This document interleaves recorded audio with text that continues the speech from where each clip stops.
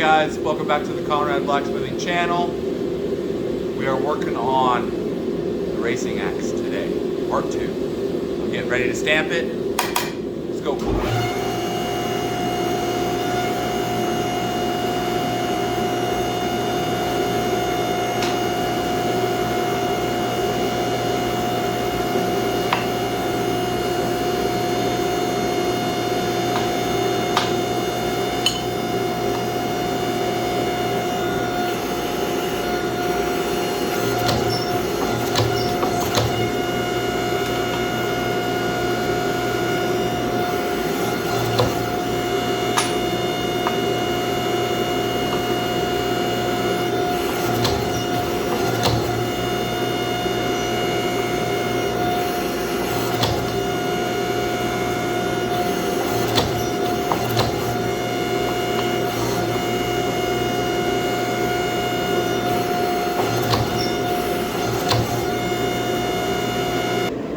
Okay. Got done rough grinding it this morning. Now she's stamped up. Good low heat stamp. Nice and clean. I'm not doing my big stamp on these yet because I don't want to re-drift it after grinding everything. Doing these stamps, it doesn't affect the eye, so it keeps it very nice and uniform, nice and clean. So until I figure out how to do something with that, I'm just going to do the small stamps in the USA. So yeah. Next up is to hang it. Alright guys, we got the axe head ready. This is stamped, it's cooled down. Time to hang it. So I'll start off with a draw knife, getting the rough shape of the eye. I just want to get the eye, or get the handle inside the eye. And then I always fine tune the, okay, took that off now. I always fine tune the fit on the grinder. Because I don't like a draw knife finish. Looks bad.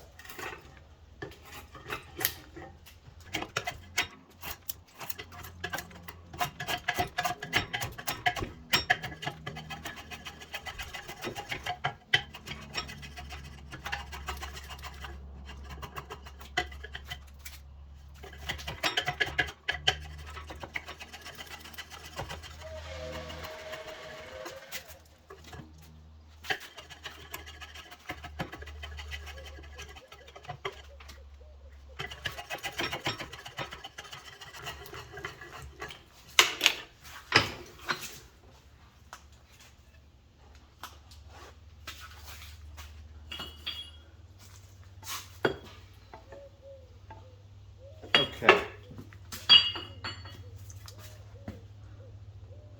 I got it roughed in. I'm not going to go too far on the draw knife because I don't want to go too far. So we'll go over to the grinder. And a time lapse now.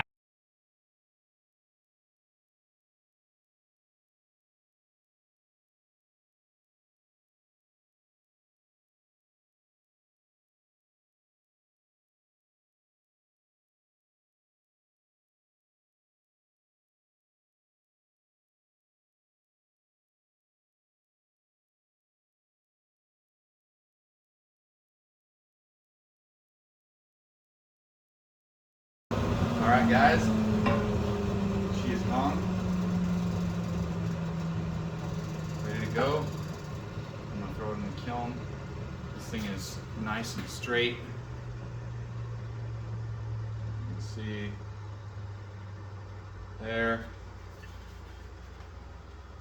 no gaps in the fit up. Looking good.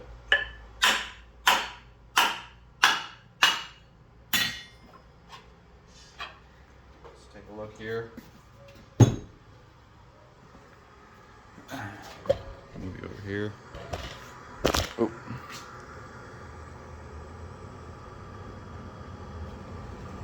Good amount of contact right there. Bunch of contact right there. So looking good. I'm gonna throw this thing in the kiln, go have lunch, and then I'll film probably a time lapse of shaping the handle. And then finish grinding. I probably won't get it done today, but getting good progress on it. So yeah, stay tuned. Okay, so last night I tried to drill this thing after getting it completely ground up and finished without tempering back here, and the drill would not do it. So this is a carbide drill, and I figured it would drill just about anything, but I guess not this steel. So last night I tempered it. It's the next day.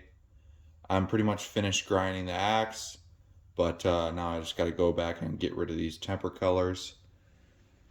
And we're going to do a time lapse on drilling this. This is the pinhole. This holds the handle on for competition.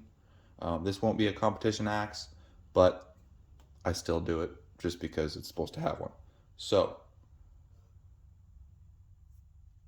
time lapse now.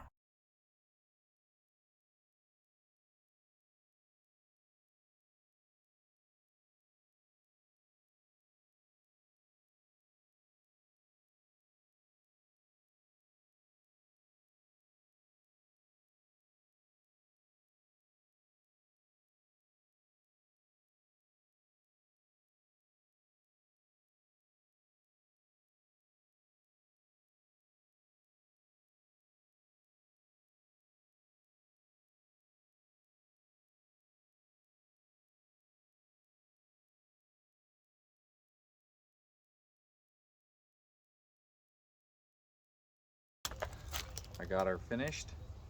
This is going to be a pretty short video.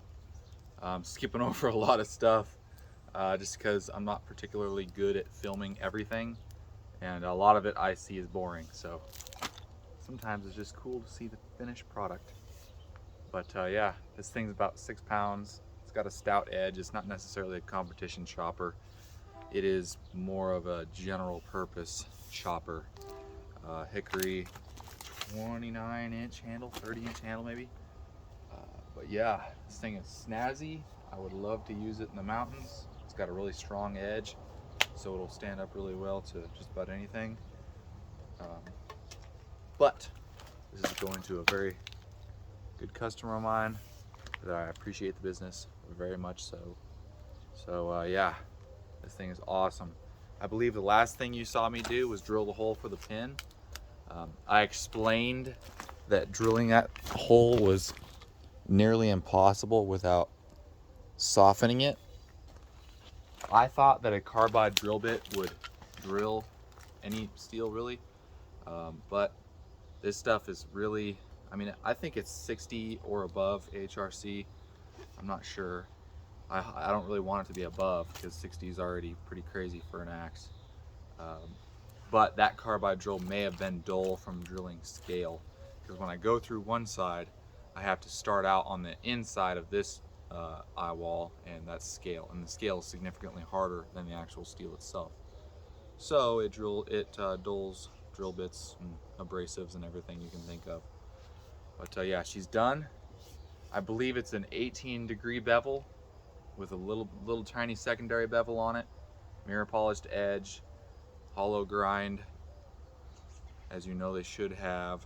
But yeah, pretty happy with this. Happy with the weight that I started out. I started out with a billet that was a little bit smaller than I usually do.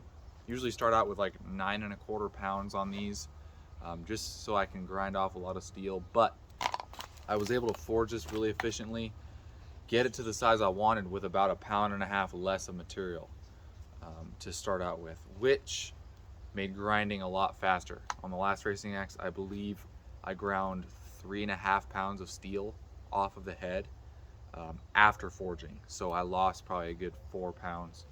On this, I think I only lost about 2 pounds total, which was very nice. But yeah, just trying to make these more efficiently drives the price down. So, you know, if anybody is in competition trying to use one of these and they want to get one from me in the future, I mean, these things are like $1,000 right now because I can't make them fast. This has taken almost 3 days of work from me. So that gives you an idea of how little money I'm making on them compared to my other axes.